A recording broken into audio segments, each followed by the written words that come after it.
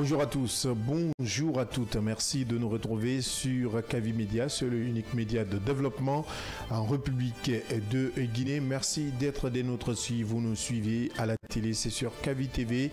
À la radio, vous nous écoutez sur la 89.5. Il faut rappeler que cette émission est reliée en direct du côté de la baie grâce à nos partenaires de Beta FM sur les réseaux sociaux. Vous êtes sur Kavi TV et vous pourrez télécharger notre application mobile disponible sur Play Store et App Store Kavi Média ou sur notre site d'information siaminfo.com. Au menu de ce matin, la Guinée est en pleine campagne référendaire depuis le 31 août 2025, une étape cruciale qui permet aux différentes forces politiques de défendre et de promouvoir leur position. Ce moment ouvre également un espace de débat d'idées autour du projet de nouvelle constitution. Dans ce numéro, nous recevons un nouvel acteur engagé en faveur du oui, en l'absence d'un contradicteur ce matin. C'est le parti des Guinéens pour la démocratie qui sera représenté. Quels sont ses arguments? Mamadi Traoré, directeur de campagne du parti, viendra nous les exposer. Pour mieux comprendre les enjeux de ce débat démocratique ainsi que la portée du référendum, notre consultant et analyste politique sera également à mes côtés. Voilà, entre autres sujets à débattre pour cet autre numéro du Scanner. Installez-vous confortablement. Bienvenue sur le média du développement.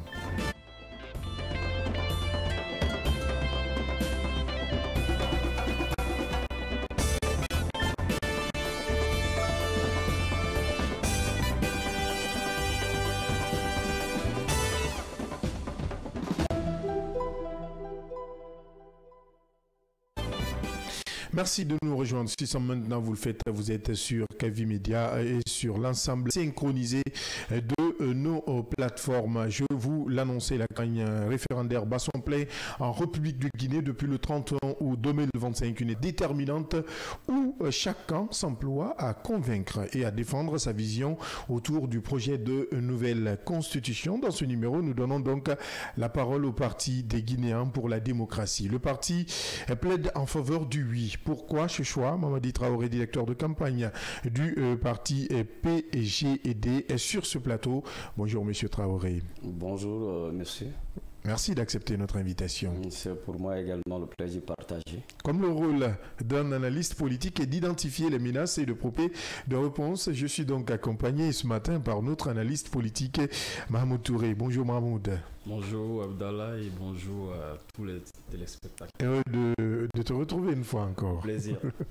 Et à ses côtés, il y a également celle qui nous a récemment rejoint dans cette émission, Guinabou Kiam. Bonjour Guinabou. Bonjour Abdallah et bonjour à tous. Ravi de partager également ce plateau une nouvelle fois avec toi. On commence également par toi Guinabou Kiam. Avant de lancer le débat, place à la lecture de quelques articles du projet de nouvelle constitution et nous allons avec l'article 30. L'article 31. Article 31. Toute personne a droit à la compréhension de la Constitution. L'État assure l'enseignement et la vulgarisation de la présente Constitution. Il intègre cet enseignement dans les programmes de formation aux différents cycles scolaires, professionnels et universitaires, ainsi que dans ceux dédiés aux forces de défense et de sécurité. Il assure la vulgarisation de la Constitution dans les langues nationales par tous les moyens de communication appropriés. Article 32. Les droits et libertés consacrés par les articles 7 à 31 sont inviolables, inéliables et imprescriptibles. Excusez-moi, D'accord. Oui, dans les conditions définies par la loi, aucune situation d'urgence ou d'exception ne peut justifier la violation des droits humains. Article 33. Les membres de la famille ont des devoirs réciproques.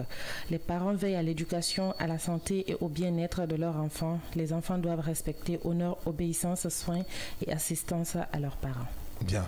Et ce qui est compris, 3 articles déjà pour vous aider à comprendre un peu les enjeux de ce projet de nouvelle constitution. Nous avons suivi le contenu en tout cas de quelques articles de ce projet de nouvelle constitution. Et je le disais tantôt sur ce plateau, monsieur Traoré, membre du parti PGD, qui appelle à voter oui au référendum constitutionnel à venir. Ce sera le 21 septembre 2025. Pourquoi êtes-vous pour le oui, monsieur Traoré? Voilà, merci beaucoup de m'avoir reçu dans vos locaux. Je suis Traoré Madi.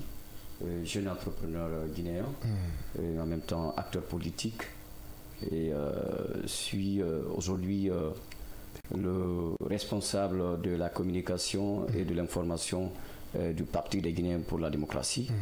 Voilà, et en même temps directeur de campagne, référendaire par rapport au temps qui s'annonce le 21 septembre, n'est-ce pas, de ce mois. Donc nous sommes un parti politique qui milite en faveur de oui par rapport au référendum. Et voilà, pour beaucoup de raisons. Voilà, les raisons vraiment elles sont nombreuses. Mais si je me permets vraiment de vous citer quelques-unes, il y a ce qu'on appelle le mandat présidentiel. Le mandat présidentiel dans cette nouvelle constitution est de 7 ans. 7 ans, oui. Ce qui n'était pas le cas par rapport à la constitution précédente, n'est-ce pas, qui limitait le mandat présidentiel à, disons, 5 ans. La deuxième raison, c'est cette nouvelle constitution abolit ce qu'on appelle définitivement la peine de mort, n'est-ce pas. Et dans toute société moderne aujourd'hui, la peine de mort, il y en a qui continuent à l'appliquer, mais la Guinée vient de rejoindre, n'est-ce pas, les pays démocratiques en abolissant définitivement, n'est-ce pas, la peine de mort. Vous avez également la promotion des femmes. C'est l'une des raisons pour lesquelles nous invitons les citoyens à voter oui. Parce qu'aujourd'hui, dans la société africaine de Guinée, les femmes représentent, selon les statistiques démographiques, les femmes représentent plus de 52% de la population guinéenne. Donc c'est inconcevable que l'on puisse, dans les instances de prise de décision, qu'elle ne puisse être représentée qu'à hauteur de 21,68% selon les statistiques dernières. Alors, donc, cette nouvelle constitution vient donner ce qu'on appelle un quota beaucoup plus élevé en donnant aux femmes une représentativité dans les instances de prise de décision à hauteur de 30%. Bien, autre raison, c'est pour lesquelles nous invitons les citoyens à voter oui par rapport à ce projet de nouvelle constitution, c'est la valorisation, par exemple, de nos langues nationales. Vous voyez, les langues qui deviennent officielles. Oui, les langues. Le français maintenu comme langue de travail. Oui. Bien. C'est-à-dire qu'à partir de cette nouvelle constitution, nos langues nationales auraient le même poids que le français. Tenez-vous bien, la dernière fois, j'ai beaucoup apprécié le passage du président du CNT, Dr Dansa Kourouma, qui a dit dans l'une de ses déclarations qu'aujourd'hui, que la population guinéenne, pour diffuser, pour vulgariser les textes de loi, qu'ils étaient obligés d'utiliser les langues nationales à hauteur de 70%. C'est-à-dire que lorsque vous voulez que les populations comprennent le contenu de cette nouvelle constitution, il faut parler avec elles dans leur langue nationale à hauteur de 70%. Seulement 30% des populations guinéennes comprennent effectivement le message, n'est-ce pas, en français. Ce qui est compréhensif, parce que le taux d'analphabétisme est élevé en Guinée. Tout à fait. Donc voici ne serait-ce que quelques 4 raisons fondamentales pour lesquelles nous appelons, n'est-ce pas, le peuple de Guinée, les citoyens guinéens, à voter oui en faveur, n'est-ce pas, de cette nouvelle constitution. Vous avez parlé de 4 raisons aujourd'hui, selon vous. Est-ce que ces 4 raisons sont les principaux points positifs de ce projet de constitution? S'il y a également aussi des points négatifs. Oui. Ces 4 raisons ne sont pas les seules. Il y a beaucoup d'autres points positifs, n'est-ce pas, qu'il faut souligner. C'est vraiment extrêmement important. Alors, donc, si je prends par exemple l'éducation des enfants.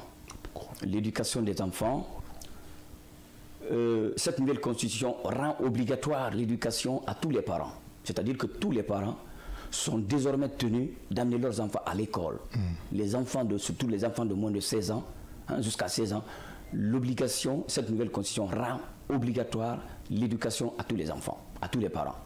Et rend également l'État garant pour assurer l'éducation à tous les enfants de la Guinée. Et ça, c'est un point fort vraiment de cette nouvelle constitution pour laquelle on peut vraiment appeler les citoyens à voter oui.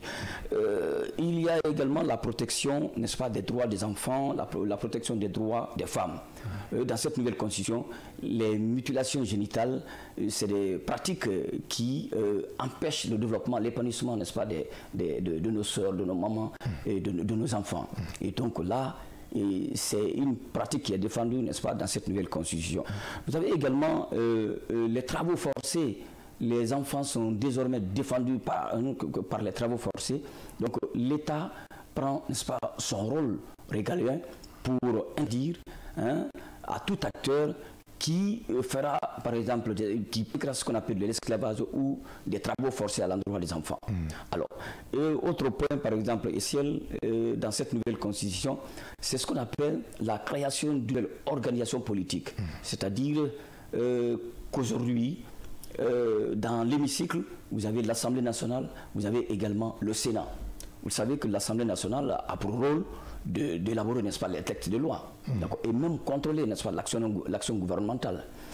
Mais il se trouve que dans le passé récent, ce n'est pas le cas. On a l'impression, des fois on se demanderait même, est-ce que l'Assemblée existe?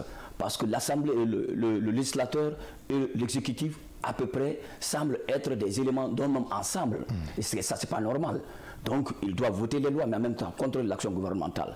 Donc, avec cette nouvelle constitution, il y a ce qu'on appelle la création d'une nouvelle structure au niveau de l'hémicycle qu'on appelle le Sénat, qui a pour rôle cette fois-ci de se démarquer carrément du premier bureau, donc le créateur de droit, donc, ou des lois qu'on appelle l'Assemblée, bien sûr l'Assemblée. Donc il va contrôler cette fois-ci, qui va renforcer le contrôle. Et il vote les lois. Le contrôle des lois, et le contrôle de l'action gouvernementale. Puis voilà. Autre point important, c'est le renforcement de la justice et la lutte contre l'impunité. Dans un passé récent, la dernière fois, je préfère commencer par cet exemple, c'est pas avant-hier, quand un artiste était présent devant les médias, d'accord, les gens étaient étonnés. Certains pensaient que l'artiste Singleton ne pouvait pas se présenter devant, n'est-ce pas, le tribunal de première instance de Koya. Mais quand nous avons vu hier et avant-hier ce procès, un citoyen qui se prenait ensuite la loi et qui vient... On va éviter les débats de personnes, on va rester sur la Constitution, sur le projet. Oui. C'est très important parce que le procès est en cours. Oui. Donc pour l'heure, on va s'éviter ces exemples. Okay. On va choisir des exemples plus prompts. Okay. C'est mieux. Donc aujourd'hui, la justice et la contre l'impunité, c'est des éléments qui sont vraiment promus dans cette nouvelle Constitution. Aujourd'hui, vous n'êtes pas sans savoir que le retard du développement de l'Afrique aujourd'hui relève beaucoup plus du comportement belliqueux de nos responsables politiques administratifs. Vous pouvez voir aujourd'hui un responsable politique qui se permet de voler, n'est-ce pas, des milliards dans la caisse de l'État. Et là, cela n'est pas impossible pour le développement de la nation. Donc cette nouvelle constitution essaie de renforcer ce qu'on appelle, n'est-ce pas, la lutte contre l'impunité. Donc voici à peu près quelques points essentiels, en tout cas, que l'on peut identifier dans cette nouvelle constitution. Il faut rappeler aux auditeurs et téléspectateurs que pour chaque question, vous avez 5 minutes afin d'argumenter. Donc le chrono s'affiche à la télé pour que vous puissiez voir si vous êtes dans le temps imparti ou si le temps est écoulé. Là, vous comprendrez mieux à travers le chrono que nous mettons pour chaque question. C'est juste un rappel pour vous. Maintenant, selon vous, cette autre question, quelles sont vous avez d'abord suivi la lecture de quelques articles, lecture faite par Djenabou tout à l'heure. Ne trouvez pas de points à amender, ne trouvez-vous pas de points à amender, ou peut-être des points qui pourraient faire changer votre avis? Je parle bien du parti. À travers les 3 articles lus, le 31, le 32 et le 33, je pense que ces articles font allusion, disons, à l'obligation faite à l'État de vulgariser les textes de projet de constitution au niveau de la population. Et ça, c'est extrêmement important. Et je vous ai dit tout à l'heure qu'en vulgarisant ces textes de loi, c'est important de communiquer dans une langue qui puisse permettre que les citoyens, n'est-ce pas, à la base, comprennent. Donc ça, c'est un élément important. Ensuite, l'éducation des enfants, comme je vous ai dit tout à l'heure, cette nouvelle constitution rend obligatoire désormais elle rend obligatoire, c'est-à-dire qu'elle met la contrainte aux parents d'amener leurs enfants à l'école et dire à l'État de prendre en charge, n'est-ce pas, l'éducation de ses enfants. Donc, en résumé, voilà un peu... Estimez-vous que cela suffit? Oui, cela, dans un premier temps, selon le contenu de cette nouvelle constitution, comparé avec le contenu, n'est-ce pas, des constitutions antérieures sur ces questions, oui, il y a eu vraiment des avancées. L'éducation a quand même été gratuite, hein, oui, oui. Même ce projet de nouvelle constitution. Oui, ce n'était pas rendu obligatoire. Hein? Aujourd'hui, nous sommes tous à Conakry, nous sommes en Guinée, pendant que d'autres enfants vont à l'école. Au même moment, vous trouvez beaucoup d'autres filles, beaucoup d'autres jeunes garçons qui sont en train de revendre tel article, c'est ce qui n'est réellement pas le cas. Donc, une fois que cette nouvelle constitution est adoptée, alors ça rend obligatoire. C'est-à-dire qu'aucun parent ne pourrait vraiment justifier désormais du fait qu'il n'amène pas son enfant à l'école, parce que cette fois-ci, c'est une obligation. Quand vous le faites, vous vous rendez coupable, n'est-ce pas, d'une infraction et qui est puni par la loi. Très puni par la loi. Monsieur Mamadi Traoré du parti PGD, qui est notre invité de parcours ce matin, vous l'avez déjà compris. Sur ce plateau également, notre analyste politique Mahmoud Touré. Vous avez suivi, Mahmoud, les arguments du PDG et du PGD, j'y arrive, mais comment analysez-vous en tant qu'analyste politique le climat politique actuel autour non seulement de ce référendum, mais aussi plus particulièrement de cette campagne référendaire? Merci Abdallah, et une fois de plus, je remercie tout le monde et je voudrais dire que le climat politique actuel en République de Guinée autour de cette campagne référendaire est marqué de plusieurs tensions. Oui. Les tensions autour des partisans du oui et des partisans du non. Oui. Parce qu'il y a plusieurs partis politiques et plateformes de la société civile qui ont pris position pour le oui et certains aussi pour le non pour le référendum du 21 septembre 2025. En ce qui concerne la position politique à ce niveau, il faut dire que les partisans du oui, on a sans doute c'est le parti des Guinéens pour la démocratie qui sont partisans. Et aussi, on a vu déjà le MPL de l'ancien journaliste Mamadou Ouri Diallo qui appelle au oui. Aussi Bernard Goumou, l'ex-premier ministre. Donc, il y en a assez. Mais à côté, il y a des partisans du non, comme on a le bloc libéral et ainsi de suite. Donc, à ce niveau, on s'en rend compte qu'il y a assez de tensions et de controverses. Les tensions au niveau de... Nous avions constaté au niveau de la HAC qui a supprimé ou suspendu, je veux dire, un média en ligne pour des propos malveillants. Donc là, à ce niveau, il y a ce petit problème qu'il faut essayer de régler de part et d'autre afin que chacun puisse s'exprimer et participer dans cette campagne-là selon la loi et ce que le droit dit. Donc les partisans du oui sont libres de soutenir, d'encourager, de féliciter, d'appeler les Guinéens à voter massivement oui pour la nouvelle constitution à travers tous les bénéfices que cela va procurer aux Guinéens. Mais en matière de démocratie aussi, il faut que les partisans de non aussi soient à mesure de s'exprimer à travers leur point de vue. Donc par rapport à ce climat politique en République de Guinée, il y en a assez de dire, mais il y a aussi des incertitudes qu'il faut relever. Oui. En ce qui concerne les défis, il faut dire que nous savons déjà que depuis plusieurs années, la Guinée a connu des transitions militaires. Donc c'est un défi pour la population, pour le Guinéen, de sortir de cette transition à travers le oui, le 21 septembre 2025.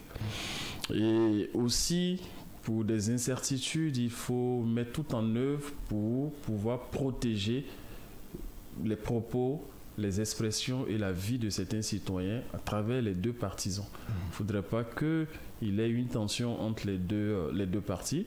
Il faut encourager chacun à pouvoir participer pour son point de vue. Oui. Donc, ce qui fait que, par rapport à cela, vous remarquerez que même l'ex-président français François Mitterrand nous disait quelque part que la politique est une affaire d'État.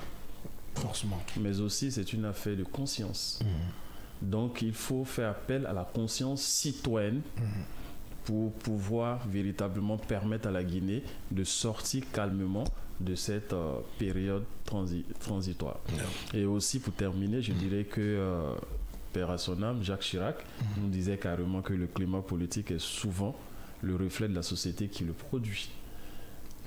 Et ce qui fait qu'en parlant de l'article 31 et tout ce qui s'ensuit, qui parle de l'éducation, qui parle de la formation, qui parle de l'enseignement et de la protection des enfants, tout cela rentre en ligne de compte dans une société qui pourra permettre désormais à la Guinée de pouvoir discuter calmement, permettre à la société, aux enfants guinéens d'être bien formés, parce que toutes les institutions aujourd'hui qui nous entourent ont besoin des hommes formés. Si nous parlons de l'Assemblée nationale, nous parlons du Sénat, nous parlons du gouvernement, et ainsi de suite, c'est parce qu'on a un niveau de formation. Bien, Mahmoud, je rebondis carrément avec cette question, peut-être pour mieux comprendre, selon vous, quels sont les points les plus importants de ce projet de constitution qui mérite quand même toute l'attention des citoyens aujourd'hui?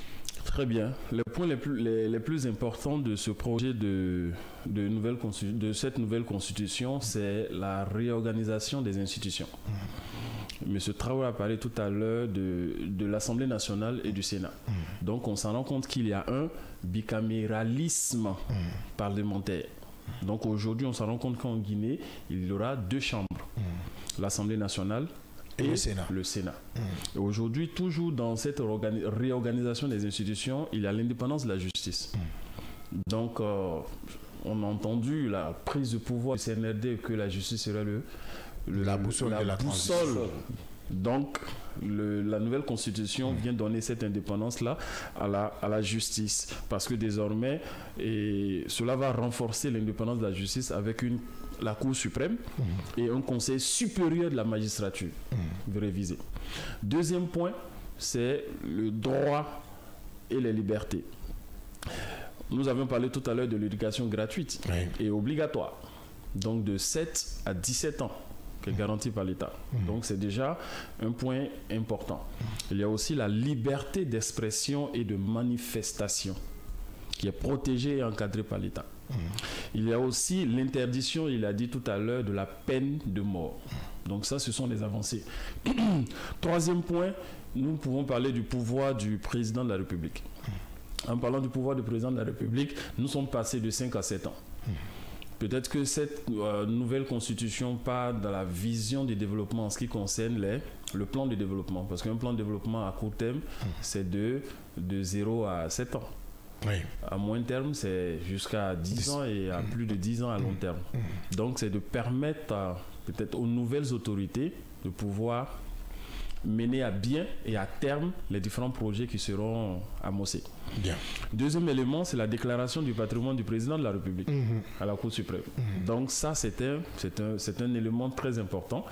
On saura désormais à la prise du pouvoir quels sont les biens du président et au terme de son mandat, on saura qu'est-ce qui a changé, qu'est-ce qui n'a pas changé, s'il faut porter plainte et autres, vu que l'indépendance de la justice. Et aussi, il y a la candidature indépendante dans cette nouvelle constitution. Donc désormais, chaque citoyen peut se présenter aux élections présidentielles s'il a l'âge à même de se présenter. Je pense que c'est 40 ans. Ensuite, nous venons de le dire, il y a la promotion de la langue nationale. Vous venez de le dire avec les propos du docteur président du CNT, que la vulgarisation de cette nouvelle constitution s'est faite beaucoup plus dans les langues nationales. Donc il va sans dire qu'il faut que ces langues nationales aussi soient beaucoup plus vulgarisées pour que la population comprenne le contenu de ces nouvelles constitutions et de tous les projets de développement en République de Guinée. Bien. Il y a aussi, pour pouvoir continuer et autres, l'instauration du service militaire obligatoire. Et pour terminer avec le Sénat, qui aura pour rôle de garantie ou de gardien des coutumes et des valeurs nationales. Et le Sénat sera chargé d'approuver même les nominations des hautes fonctions. Bien. Bien, voilà. Ce qui est déjà compris, Mahmoud Touré, notre analyste politique qui est avec nous ce matin, il va nous accompagner tout au long de cette campagne référendaire en République de Guinée. Je me tourne vers vous, Guinabo Kiam, pour la suite de la lecture de quelques articles du projet de nouvelle constitution de la République de Guinée. Article 34. Toute personne présente ou établie sur le territoire national a le devoir de se conformer à la Constitution, aux lois et aux règlements en vigueur. Article 35. Tout citoyen a le droit de participer aux élections, de préserver l'unité nationale, de promouvoir l'alternance démocratique, le pluralisme politique et syndical. Tout citoyen a le devoir de contribuer à la préservation de l'ordre constitutionnel par l'exercice des droits et libertés consacrés par la présente Constitution. Article 36. Toute personne établie sur le territoire national a le devoir de s'acquitter de ses obligations fiscales dans les conditions déterminées par la loi.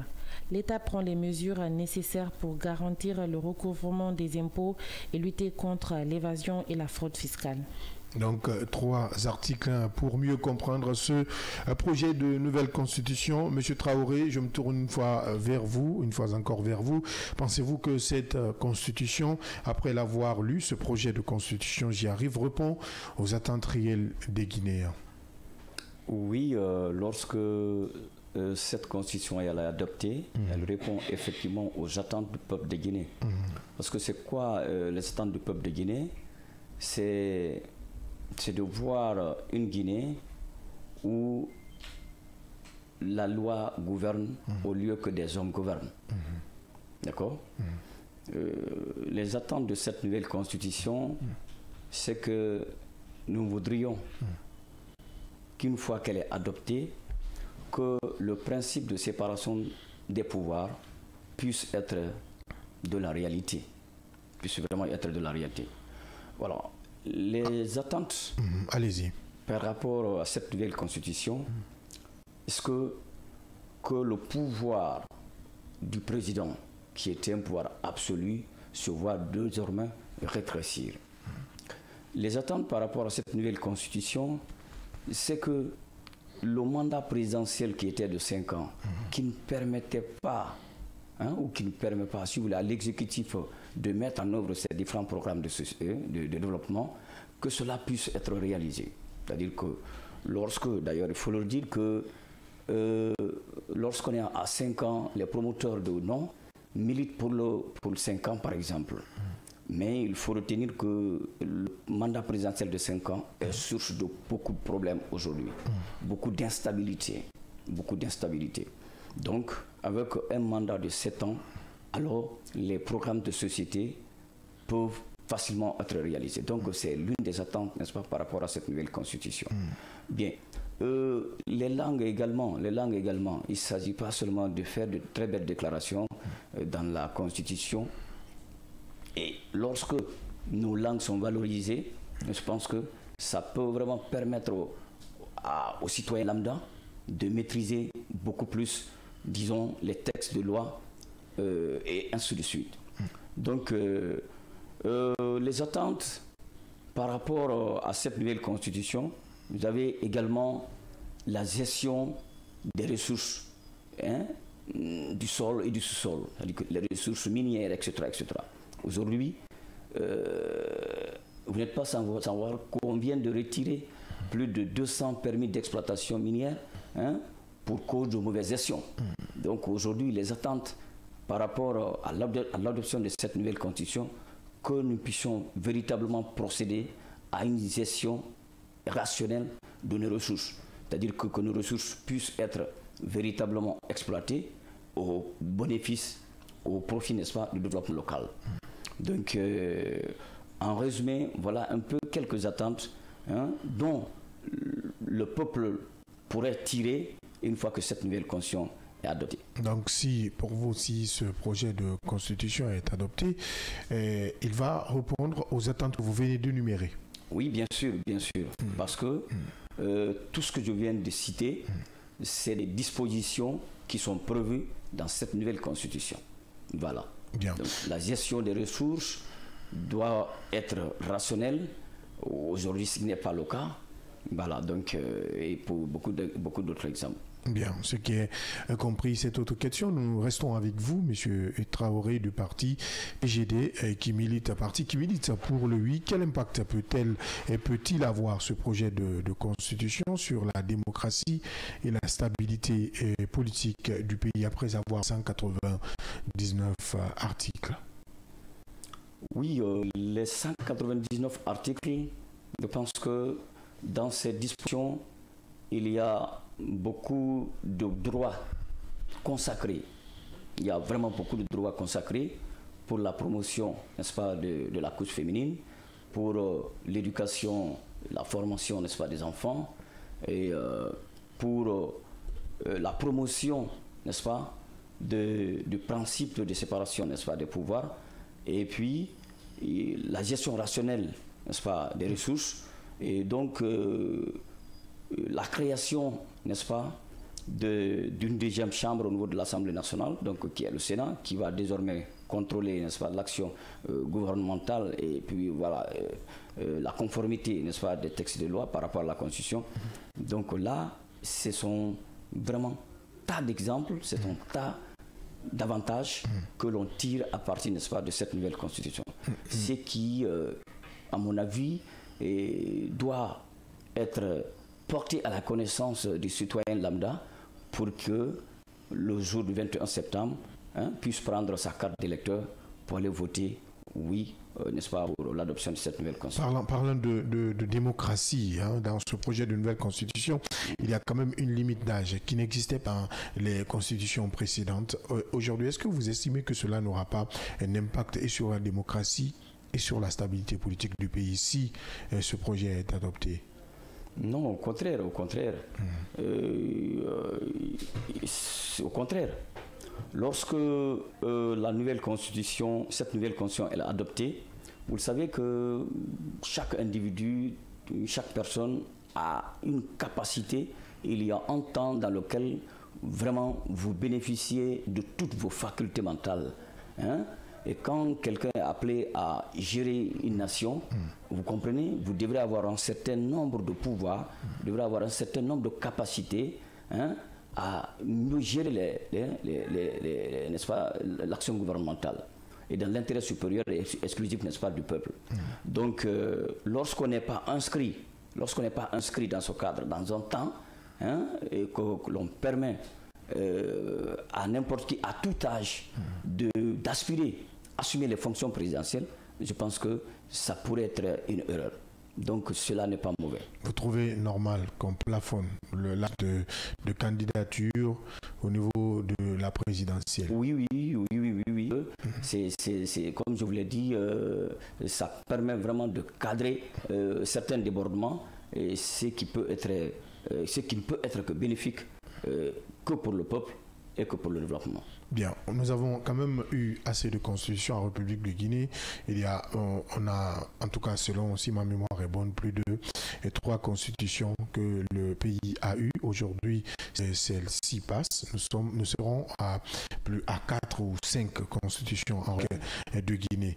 Maintenant, plus loin, j'aimerais vous poser cette question. Aujourd'hui, après savoir sur le projet, quelle garantie apporte-t-il en tant que projet de constitution, s'il y en a en matière de droit, en matière de justice, en matière de gestion des ressources que vous venez de citer, ou non, où il n'y a presque pas de garantie dans ce cadre, puisque vous défendez le oui, mais le projet il est écrit et les articles existent. Est-ce qu'aujourd'hui vous estimez qu'il y a une garantie où ce projet de constitution offre des garanties ou apporte des garanties au peuple de Guinée, aux citoyens qui doivent appeler à aller voter le 21 septembre? Oui, bien sûr. Il y a effectivement des garanties. En matière de justice, de droits de l'homme, de justice sociale et de gestion des ressources. Oui, bien sûr. L'égalité, la promotion de l'égalité entre l'homme et la femme, dont je vous ai parlé. Qui existait dans les anciennes constitutions. Oui, mais le quota n'était pas défini. C'est-à-dire que anciennement, le quota n'était pas défini. Donc aujourd'hui, nous sommes à 30%. Si cette nouvelle constitution, n'est-ce pas, elle est adoptée, alors le taux de représentativité des femmes dans les instances de prise de décision serait de 30%. Donc ce qui est vraiment une très garantie, parce qu'il ne s'agit plus d'annoncer les droits, mais il y a même, n'est-ce pas, des mesures éclairées, des nombres déterminés, des mesures qui nous permettent d'évaluer ce droit est, n'est-ce pas, adopté jusqu'à quel niveau. Ce droit, il est acquis jusqu'à quel niveau. Donc ça, c'est vraiment, c'est une garantie. C'est une garantie.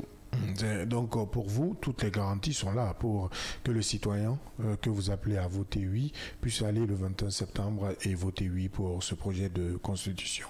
Oui, parce que c'est pour cette raison d'ailleurs que toutes ces émissions s'inscrivent dans le cadre de la vulgarisation des textes de loi. Et ces différents points positifs que nous verrons dénumérer, et une fois que le peuple s'en approprie, d'accord, et il ira voter oui. Il ira voter oui. Bien. Donc vous appelez, vous restez, toutes les garanties sont là. Pour le PGD, il faut aller voter oui le 21 septembre 2025. Oui, effectivement. Effectivement. Ce sont des arguments et vous les avez été avancés par le PGD, Mohamed. Aujourd'hui, plus que jamais, quel risque ou opportunité vous, en tant qu'analyste politique, présente ce projet pour d'abord l'équilibre institutionnel, également évidemment du pays? Et Abdallah, il faut dire par la voix de Jean-Jacques Rousseau que la Constitution, c'est l'âme d'un peuple. Donc ça veut effectivement dire que le peuple de Guinée doit se ressentir dans cette population, dans cette Constitution. Est-ce que cela est le cas? Les partisans du oui les défendent et les partisans de non diront le contraire. Mais plus loin, en parlant de Constitution, la Constitution, c'est le fondement même de la liberté et de la justice dans une société. Parce qu'une bonne Constitution, c'est celle qui protège les droits et les libertés des citoyens. Et je pense qu'à travers les différents articles qui ont été lus, nous sentons et nous voyons plus ou moins ces droits et ces libertés protégées. Donc en parlant des risques et opportunités, je vais d'abord parler des opportunités de cette nouvelle constitution. Les opportunités, il faut dire, comme je le disais tantôt, la nouvelle constitution réaffirme le principe d'alternance démocratique. Parce que le mandat présidentiel, c'est 7 ans, renouvelable une fois. Et il instaure un parlement à deux niveaux, à 2 chambres. Donc avec la création d'un Sénat, comme vous venez de dire tout à l'heure, parce que cette nouvelle constitution aussi, au-delà de ces 2 chambres, met en place la haute cour de justice, capable de juger le président et les membres du gouvernement. Donc ça, c'est déjà une belle opportunité. Cette nouvelle constitution introduit les garanties pour la démocratie, pour l'égalité des citoyens devant la loi. Donc ça aussi, c'est une opportunité. Puisque si le président lui-même, il est poursuivable, effectivement, évidemment que ça peut aller. Et on peut se dire, oui, ça va, il y a de l'équilibre. Mais évidemment, c'est ça. Évidemment. Donc cette nouvelle constitution prévoit, comme M. Traoré venait de le dire, un quota de 30% pour les femmes. Non seulement au niveau des élections et pourtant dans la représentation, dans les postes de représentation à la haute hiérarchie. Et aussi, je parlais tout à l'heure du mandat présidentiel qui passe de 5 à 7 ans. Donc il y en a assez d'opportunités à saisir dans cette nouvelle constitution. Mais à côté de ces opportunités, il y a aussi des risques qu'il faut soulever. Parce que l'allongement du mandat présidentiel de 7 ans, renouvelable une fois, peut soulever des inquiétudes. Ce qui est déjà constaté pour les partisans du non. Parce que cela peut renforcer le pouvoir exécutif avec des risques d'autorité. D'accord? Si le mandat n'est pas accompagné des contre-pouvoirs efficaces. Donc, avec la division des différents pouvoirs, si le pouvoir législatif, le pouvoir judiciaire sont aussi efficaces pour pouvoir contrecarrer le pouvoir exécutif et à respecter les 7 ans renouvelables une fois, pour éviter que nous passons de constitution en constitution. Et en observant le climat politique guinéen, on voit que certains, notamment les partisans du non, dénoncent le fait que la nouvelle constitution ne reprend pas certaines restrictions sur la candidature du président et des membres de la transition qui, dans la charte de la transition, est dit que, voilà, donc vous voyez un peu. Donc, ces partisans dénoncent ces éléments-là. Donc, le risque d'un pouvoir présidentiel est encore très fort et nous sommes dans un régime qui reste présidentiel, avec un pouvoir exécutif qui est concentré et très efficace, avec les différentes institutions, parlement, ainsi de suite. Donc, l'autonomie reste à désirer. À désirer. Et pour terminer, avec les opposants politiques reprochent la Constitution de ne pas suffisamment prendre en compte les inquiétudes, c'est-à-dire que la nouvelle Constitution n'est pas assez consensuelle, ce qui pourrait fragiliser l'adhésion populaire et l'inclusivité que nous avions dit la dernière fois. Peut-être autre risque, on a tout à l'heure annoncé cette haute cour de justice, mais plus loin dans un des articles où on parle aussi de l'immunité civile et pénale du président, du chef de l'État. Là, évidemment, comme vous l'avez rappelé déjà, il peut y avoir des risques. Mais tout compte fait, puisque vous l'avez déjà rappelé, cette constitution, c'est pour les citoyens, pour la population guinéenne. Aujourd'hui, est-ce qu'à travers votre constat, cette population ou ces citoyens disposent vraiment d'assez d'informations pour voter en toute connaissance de cause, que ce soit pour un oui ou pour un non? Évidemment, Abdallah, la population guinéenne actuellement, depuis l'ouverture de la campagne, depuis le 31 août, jusqu'au 18 septembre, je pense. C'est ça. Voilà, donc les citoyens guinéens disposent d'un certain nombre d'informations officielles. Et les campagnes se font souvent en langue nationale, permettant aux Guinéens, comme j'aime pas trop le mot analphabète, aux Guinéens illettrés, de pouvoir comprendre pourquoi ils doivent voter. Et aucun Guinéen n'est forcé à voter. Donc on laisse la latitude aux Guinéens de comprendre, vu qu'il y a déjà cette campagne de vulgarisation, de lire et de se faire expliquer l'ensemble des différents articles que constitue cette nouvelle constitution pour lui permettre de voter en toute légitimité, en toute liberté, en fait. Donc, il y a cet aspect-là. Le gouvernement a mis en place aussi des dispositifs en termes de logistique sur toute l'étendue du territoire et aussi garantit même un fichier électoral biométrique. Donc, cela va permettre une viabilisation du scrutin ainsi qu'une communication beaucoup plus officielle autour de ce processus-là.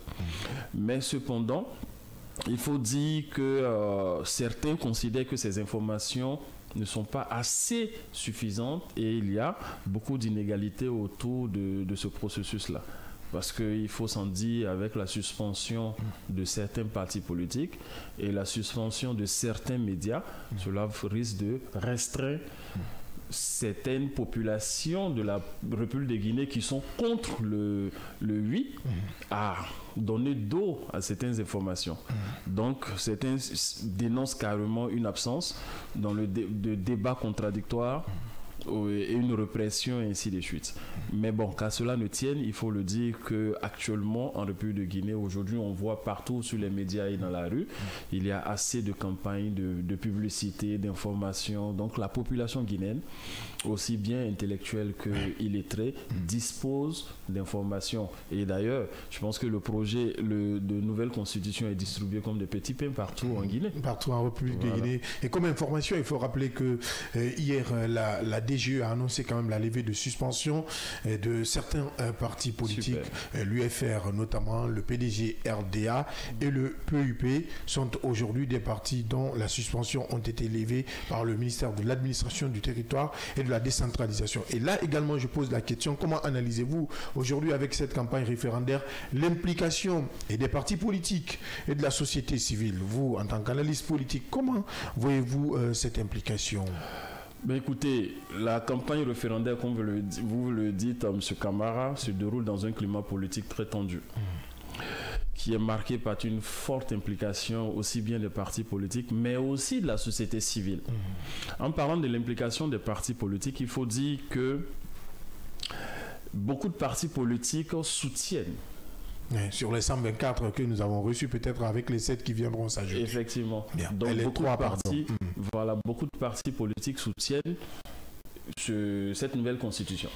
Et libre à eux, je pense que c'est déjà une bonne implication parce qu'en termes de démocratie, c'est aussi la liberté de choix, la liberté d'opinion, la liberté de décision. Donc du coup, les partis politiques, leur implication, c'est véritablement important parce que ce sont ces partis politiques-là, pour accéder à un pouvoir présidentiel, il faut passer par un parti politique, même si nous sommes candidats indépendants, il faut avoir un parti politique. Donc les partis politiques, l'implication de ces partis politiques dans ce climat-là, ou dans cette campagne référendaire, est véritablement crucial, important. Malgré ces partis politiques, quelques partis politiques, les grands partis politiques suspendus, mais en grande partie la majorité est vraiment impliquée dans cette campagne pour pouvoir permettre à la population guinéenne de pouvoir voter oui au soir du 21 septembre 2025. Mais à côté de l'implication des partis politiques, il y a aussi la société civile.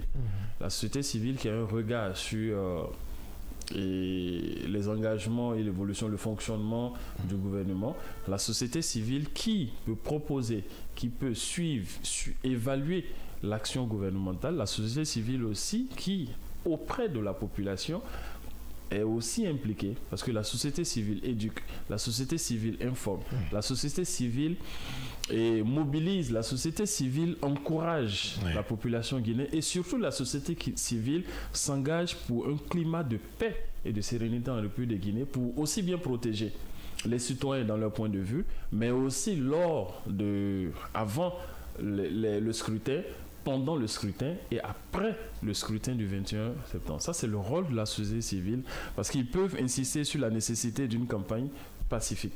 Parce que la société civile aussi doit organiser des campagnes de sensibilisation partout en République de Guinée. C'est déjà le rôle de la société civile. Et nous avons la chance d'avoir un président du CNT qui est issu de cette société civile. Mais ce qui est mieux compris. Mahmoud Touré, notre analyste, consultant politique dans cette émission. Le scanner, on se tourne vers le projet de nouvelle constitution. Et nous poursuivons avec vous, Guéna Boukam, dans cette lecture minutieuse de ces différents articles. Nous sommes à l'article 36, si je ne me trompe, 35. 37. 37, d'accord, 37. Article 37. Toute personne présente ou établie sur le territoire national a le droit de respecter et de protéger les biens publics et le patrimoine national. Tout acte de dégradation, de destruction ou de vandalisme des biens publics et privés est puni par la loi. Article 38. Toute personne investie d'un mandat public a le devoir de l'accomplir avec responsabilité, loyauté, intégrité, impartialité et neutralité. Article 39. Tout citoyen a le devoir de loyauté envers la patrie.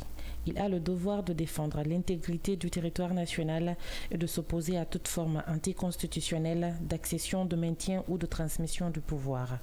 Article 40. Toute personne a le droit d'œuvrer pour le bien commun et le vivre ensemble pacifique. Elle a le devoir de participer aux actions de secours et d'assistance en cas de péril ou de calamité. Article 40, nous l'avons déjà compris et vous l'avez compris, la nation passe avant tout.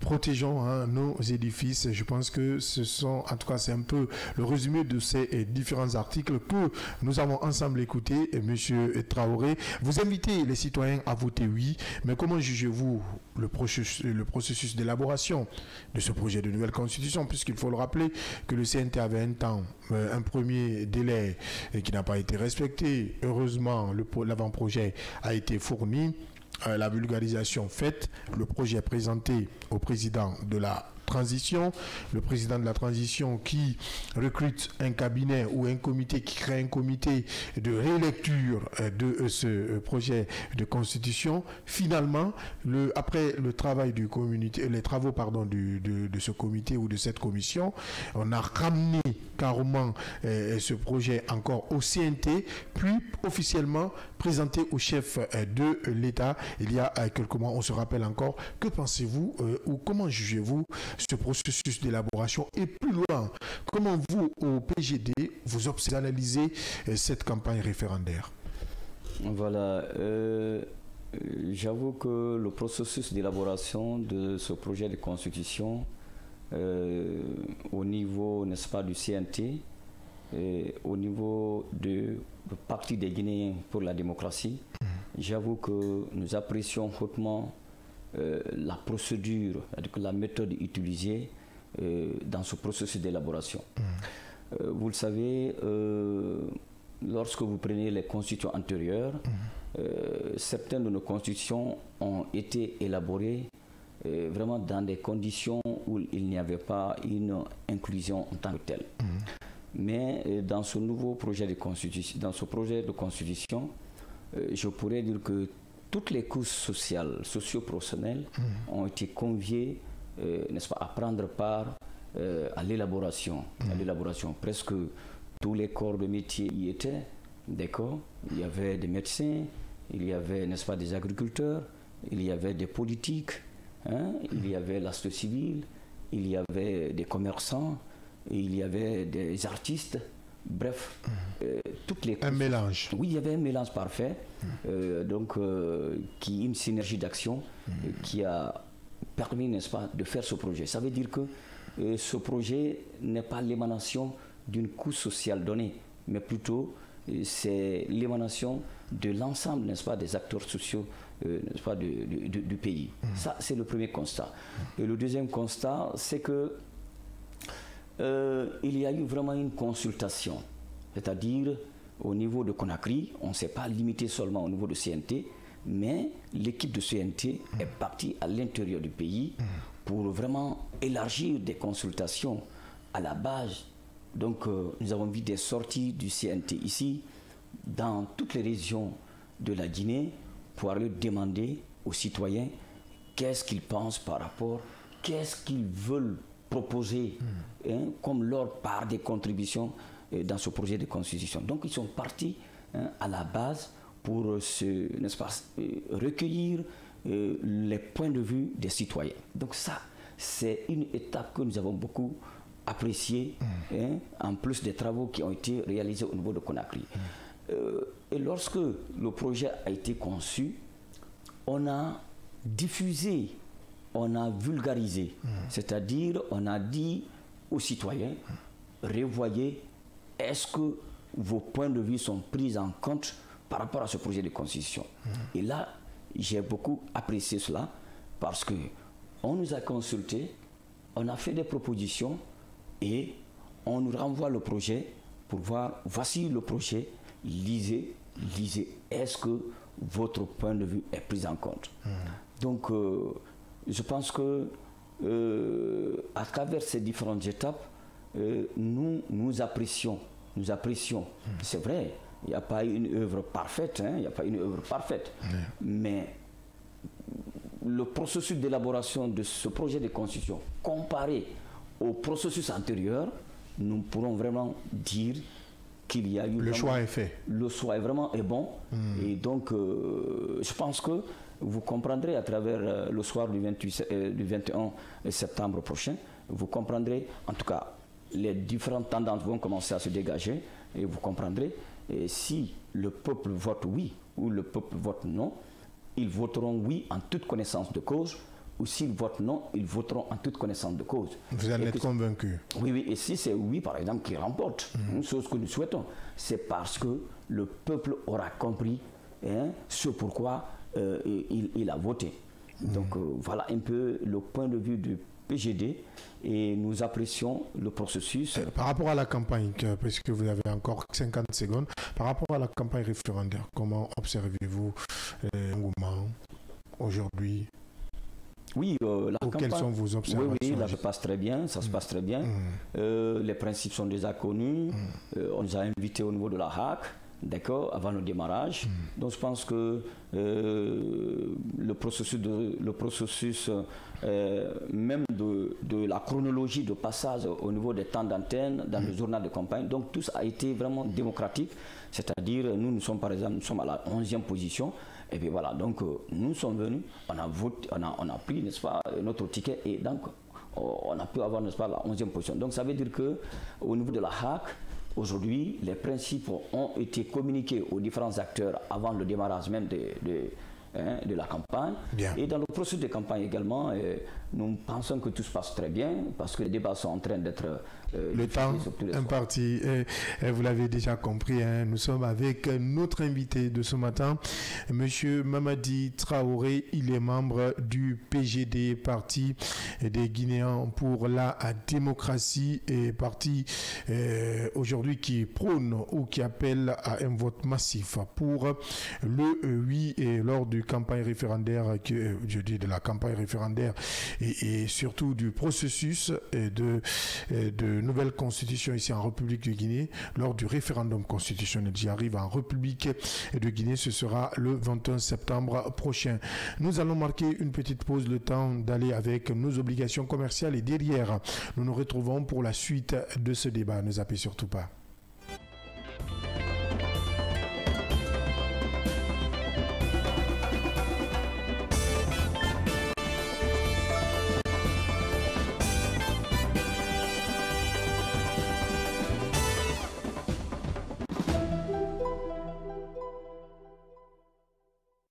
Chez Mondial Express, nous transformons vos voyages en une expérience inoubliable. Faites confiance à notre expertise pour des services de qualité supérieure. Grâce à notre service d'assistance visa, simplifiez toutes vos démarches administratives à travers nos experts. Avec notre service billetterie, réservez vos billets pour toutes les destinations du monde avec facilité. Profitez de notre flotte de véhicules modernes et fiables pour tous vos déplacements à travers notre service de location de véhicules. Grâce à notre service d'évacuation sanitaire, comptez sur notre service réactif et professionnel pour vos besoins médicaux à l'international. Assurez-vous d'un environnement impeccable avec nos services de nettoyage de qualité. Transportez vos marchandises en toute sérénité grâce à l'expertise de notre service de transit. Développez vos compétences d'agent de voyage avec nos formations spécialisées suivies de stages pratiques au sein de nos équipes. Contactez-nous dès aujourd'hui au plus 224 613 00 39 69 ou au plus 224 613 00 39 70. Nous sommes situés à Mankpa, 4e avenue, immeuble Dabo, commune de Kaloum. Visitez notre site internet au www.mondialexpress.net. Mondial Express, chaque voyage est une histoire.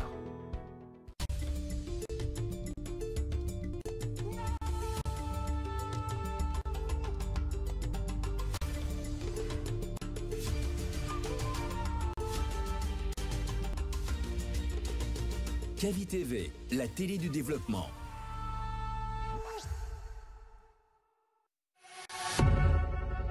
Vous pouvez désormais suivre l'ensemble de nos programmes via notre application disponible sur Play Store et App Store. L'information est le meilleur carburant pour faire fonctionner les machines pour un développement durable. La photographie de l'actualité, c'est aussi sur siaminfo.com, notre plateforme dynamique.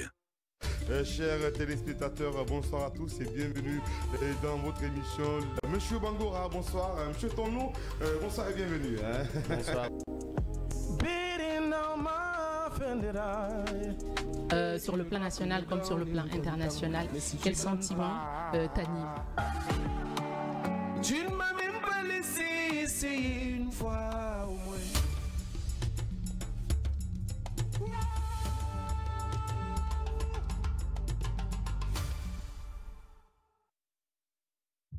Cavi TV, regardez la lumière. Cavi TV, la télé du développement. Tu t'appelles sur la carte d'identité nationale Marie-Louise Ouamounou. Oui. Ton nom d'artiste aussi, c'est Marie-Louise. C'est Marie-Louise Ouamounou. Pourquoi tu n'as pas changé? C'est ce nom que mon papa m'a donné, donc je n'ai pas voulu changer. Et donc tu ne partages pas l'idée avec les artistes qui changent Non, chacun a son vie.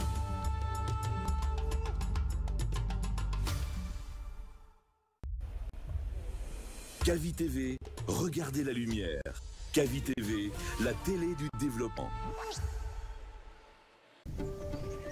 Cavi TV, c'est plus qu'une chaîne. C'est la voix de ceux qui construisent, innovent et transforment leur quotidien. Reportages, magazines, débats, documentaires. Chaque contenu est pensé pour informer, éduquer et éveiller les consciences. Agriculture, éducation, santé, environnement, entrepreneuriat. Les vrais enjeux du développement sont au cœur de notre mission. Kavi TV, la télévision de développement, proche des réalités, tournée vers l'avenir. Informé pour agir, inspiré pour grandir. Rejoignez-nous sur Kavi TV.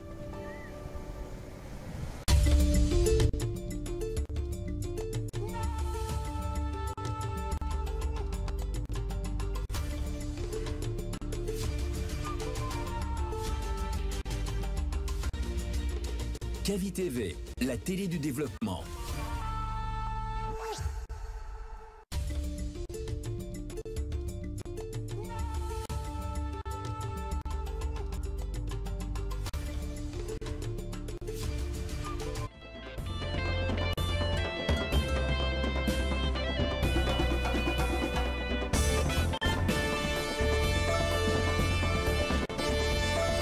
Merci de nous retrouver sur Kavi Média. Si c'est maintenant vous le faites, vous êtes dans la deuxième et dernière partie de votre émission, le scanner spécial, campagne référendaire en République de Guinée. Ici, nous recevons les différents acteurs, ceux en faveur du oui et également en faveur du non. Ici, se succèdent ici dans ce studio, on peut l'appeler comme ça, parce que c'est aussi ça, hein, le débat démocratique ici en République de Guinée. Ce matin, nous sommes avec un des partisans du oui et c'est le parti PGD représenté par Mamadi Traoré. Il est notre invité de ce matin. Il est le directeur de campagne du PGD. Mais avant, nous parlons de cette autre problématique, hein, il faut le dire, cette autre question qui s'impose avec vous, Mahmoud. La place de la jeunesse et surtout des femmes dans ce projet de nouvelle constitution. Quelle place occupe-t-elle dans tout le processus et de l'élaboration aujourd'hui à cette campagne référendaire jusqu'au projet, le test lui-même, et pourquoi leur rôle est-il véritablement crucial? Abdallah, je vais de ce pas d'abord rappeler les 4 articles 37, 38, 39 et 40. Parce que cela interpelle nous, la nouvelle génération et les femmes. L'article 37 nous parle du respect des biens de l'État. Je le dis parce que quand il s'agit on a fait lecture, oui. Voilà, quand il s'agit de campagne d'élection en majorité, ce sont les jeunes. Je rappelle ça. Le respect des biens de l'État.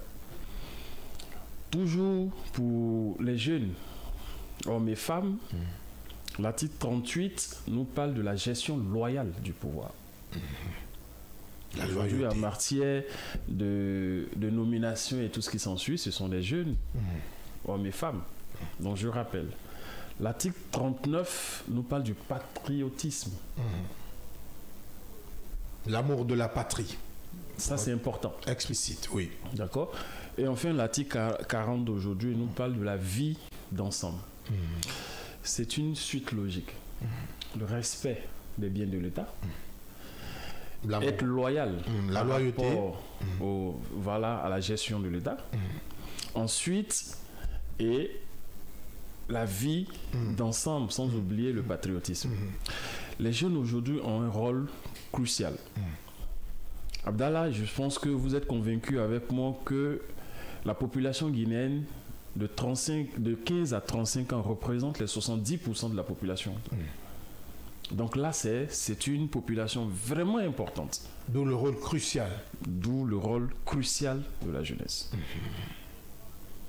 Donc en parlant d'élection, 70% de la population guinéenne qui participe à un processus électoral, je pense que il n'y a pas de débat.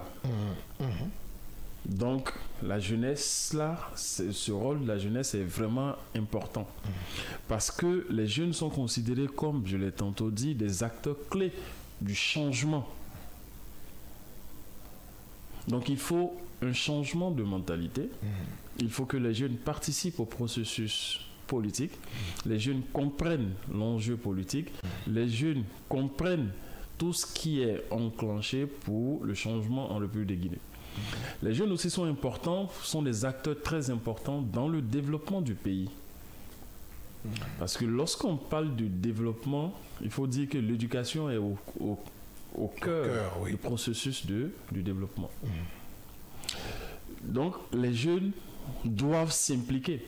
Et on s'est rendu compte que depuis le 5 septembre jusqu'à aujourd'hui, les jeunes sont activement représentés non seulement dans le gouvernement, mais aussi dans le CNT.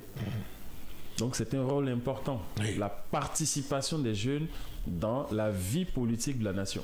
Jeunes dans la charte africaine. Dans la charte africaine. On parle de 45. Voilà, effectivement. Quand on regarde sur le studio, la majorité, il n'y a pas de vieux, nous sommes tous jeunes. Ça c'est vrai. Donc là, c'est déjà un élément important parce que nous sommes en train de parler de la vie politique de la nation. Nous sommes en train d'encourager la population guinéenne. Nous sommes en train d'expliquer la nouvelle constitution à nos parents, à nos jeunes, à nos femmes, à nos sœurs, ainsi de suite, pour que ensemble la Guinée qui est. Voici pourquoi l'article 39 nous parle du patriotisme. L'amour de la patrie. L'amour de la patrie. Oui. Donc, les jeunes doivent s'impliquer. Mais il est important que véritablement, à côté de ces jeunes, parce que généralement, quand on dit jeunes, on voit que des hommes. Et des dames. Voici pourquoi, sinon quand on dit jeunes, les femmes sont incluses. Mais quand on dit jeunes et les femmes, on a comme l'impression qu'en disant femmes, c'est une exclusion. Sinon, les femmes sont jeunes. D'accord? Je pense qu'il y a déjà une parmi nous. Une jeune dame. Une jeune dame parmi nous.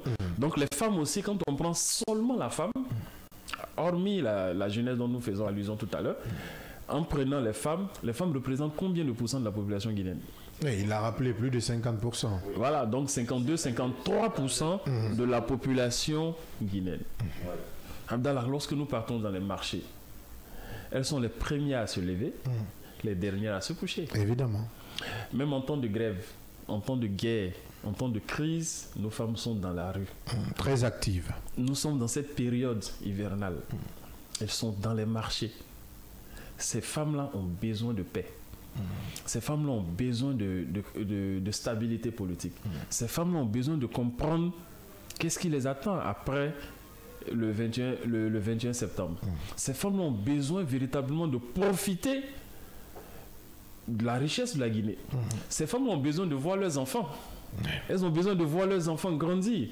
Elles ont besoin de voir leurs enfants, jeunes filles, jeunes hommes, aller à l'école. Elles ont besoin aussi, comme nous, voir leurs enfants en cravate et puis s'asseoir dans le bureau et puis... Donc, ces femmes aussi, pour que cela se passe, il faut que les femmes aussi participent. Forcément. Donc, le rôle de la femme est aussi important dans ce processus-là. Parce que les femmes, je le disais tantôt, au-delà d'eux, elles sont véritablement des agents économiques. Très importants pour la contribution des revenus des ménages. Donc, ces femmes ont besoin de savoir carrément ce qui se passe. Parce qu'elles ont besoin de quitter même. Parce que la majeure partie des femmes, elles sont dans l'économie informelle. Elles ont besoin de quitter de l'informel vers le formel. Et là, il faut l'accompagnement de l'État. Je pense qu'ici, il y a déjà l'APIP qui fait déjà beaucoup dans ce sens. Donc, il faut aller encore beaucoup plus en avant. Donc, parce que les femmes, en ce qui concerne même la protection de l'environnement, de la santé, de l'éducation, cela ne peut se passer en République de Guinée sans l'implication des jeunes et des femmes. Parce que c'est les jeunes nous formons, c'est les jeunes qui détruisent. Lorsque nous sortons en parlant de bien de l'État, pendant les campagnes pour le oui ou le non, les jeunes qui sortent, on appelle les jeunes. Parce que tous les leaders de partis politiques, notamment la PGD, parti guinéen pour le développement, pour la démocratie, mais ils ont beaucoup plus besoin des jeunes et des femmes. D'accord? Et ces jeunes ont besoin d'une éducation, ont besoin de former. Donc, pour que les jeunes jouent un rôle essentiel, il faut les éduquer. Il faut les éduquer, ce qui est très important. Et pour être un peu au plus pragmatique, quelles seraient les conséquences possibles de l'adoption ou du rejet? Il faut quand même prévoir ces deux cas de ce test à court et à moyen terme. Mahmoud. Et avant d'aborder cet élément, je voulais terminer par le fait que pourquoi le rôle des jeunes est crucial et des femmes. Les jeunes et les femmes sont des potentiels éléments de stimulation du développement économique et social. Parce que l'implication des jeunes et des femmes va également être à mesure de donner un bon agenda au futur gouvernement, que j'appelle généralement femmes paix et sécurité, ou jeune, paix et sécurité. C'est important pour la nation. Pour revenir à la conséquence ou aux conséquences possibles de l'adoption ou du rejet de la nouvelle constitution à court et à moyen terme, je vais parler d'abord de l'adoption du texte. L'adoption du texte va contribuer au renforcement de la stabilité politique. On en a besoin, la stabilité politique en Guinée, parce que cela va clarifier les règles et les institutions politiques en République de Guinée. Donc la clarification des règles démocratiques et la garantie des institutions politiques en République de Guinée va stabiliser non seulement l'économie, mais aussi peut amorcer une croissance économique en République de Guinée. Et c'est cela qui va encourager les investisseurs, aussi bien nationaux qu'internationaux ou bien étrangers, à investir dans ce pays parce qu'ils auront un cadre juridique et institutionnel véritablement stable en République de Guinée. Chose qui est importante dans c'est ce que je vais appeler la conséquence positive de l'adoption de cette nouvelle constitution. Mais à côté, quand ici il y a le rejet de cette nouvelle constitution, c'est tout à fait le contraire.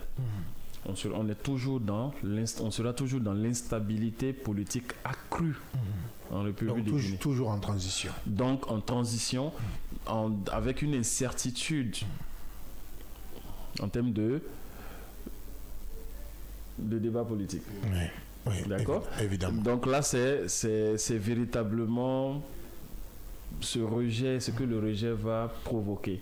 Et avec le rejet, on le dira toujours.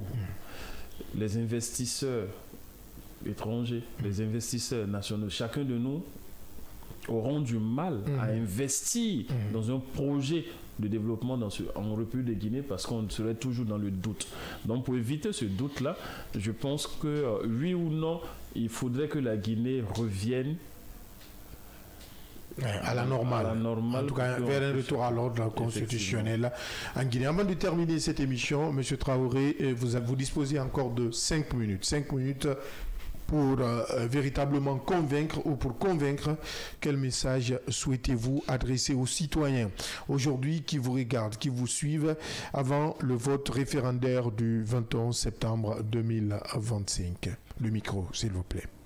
Voilà, c'est de dire tout simplement, le message c'est de dire au peuple de Guinée que ce référendum n'est pas... Le micro, approchez, allez-y, oui. N'est pas un jeu politique, une consultation politicienne, mais que c'est un projet qui va avec, n'est-ce pas, leur vie. C'est-à-dire que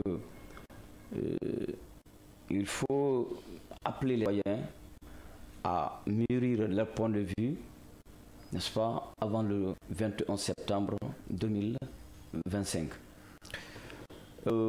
La population doit savoir que cette constitution, une fois adoptée, elle les accompagne dans tout leur processus de développement, de vie. Donc, aujourd'hui, lorsque nous mettons un terme à cette transition, ça ne peut qu'être bénéfique. Donc, monsieur le consultant l'a parlé, on appelle de la stabilité politique. Il faut qu'on puisse instaurer ce qu'on appelle l'alternance. Parce que si jamais ne mettons pas en terme à la transition, d'accord, il y a peut-être d'autres instabilités qui pourraient, politiques et autres, n'est-ce pas, qui pourraient se créer. Alors, donc, nous disons au peuple de Guinée de venir massivement, de se mobiliser, que ce projet de référendum, que c'est pour eux. Alors, il ne faudrait pas que vraiment qu'ils restent à la maison pour dire que c'est leur problème. Non. Ils doivent savoir que la Constitution est pour l'État ce qu'un extrait de naissance pour un enfant.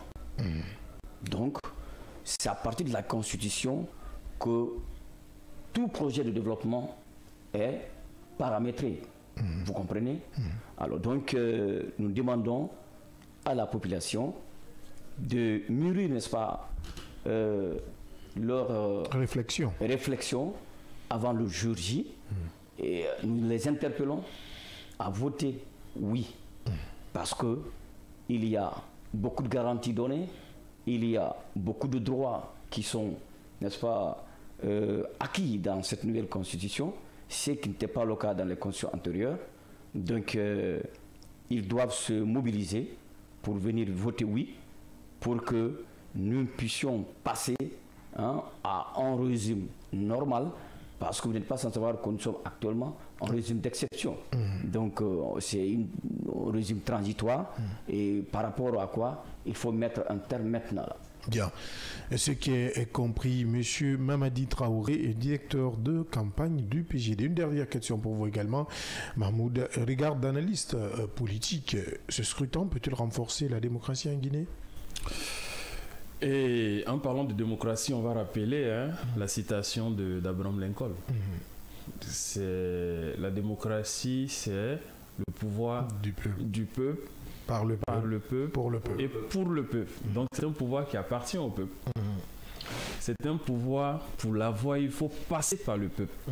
Et lorsqu'on a ce pouvoir, on doit revenir servir le peuple et non s'en servir du peuple. Donc là, c'est déjà important. En parlant de renforcement de la démocratie, il faut dire que si le scrutin là est organisé de manière transparente et démocratique, comme on le dit, avec la participation inclusive citoyenne de façon active et aussi une couverture médiatique équilibrée, il peut contribuer à renforcer la démocratie en République de Guinée. Vous en êtes sûr? Nous sommes sous la voie, vu que nous sommes déjà avec Aviv Média, qui est un média de développement et qui participe à la compréhension de cette nouvelle constitution et des enjeux. Et les enjeux en République de Guinée, c'est déjà un bon élément.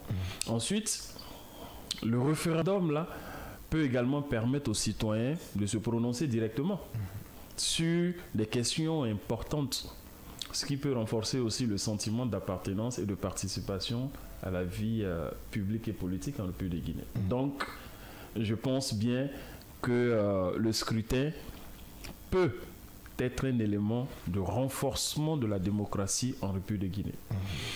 À côté aussi, c'est aussi un élément de risque de nouvelles tensions. En parlant de nouvelles tensions, je dis bien si le scrutin est perçu par certains Guinéens comme étant truqué ou manipulé, cela peut entraîner des contestations et aussi des tensions sociales. Donc là, il faut déjà prendre des dispositions par rapport à cela. Parce que ces tensions peuvent également provenir de la campagne, actuellement la campagne référendaire que nous vivons actuellement. Et à côté, nous voyons la présence des forces de l'ordre et de la défense. Donc, et de sécurité qui pourraient créer aussi une tension si leur rôle n'est pas clairement défini et leur rôle n'est pas perçu comme neutre entre les acteurs politiques et la société civile. Donc voici pourquoi moi je le dis bien, pour terminer, qu'on ne peut pas parler de vie politique. On ne peut pas parler de vie politique et de démocratie sans la participation des citoyens. Et on ne peut pas parler de participation des citoyens si ces citoyens ne sont pas libres, sans liberté d'expression.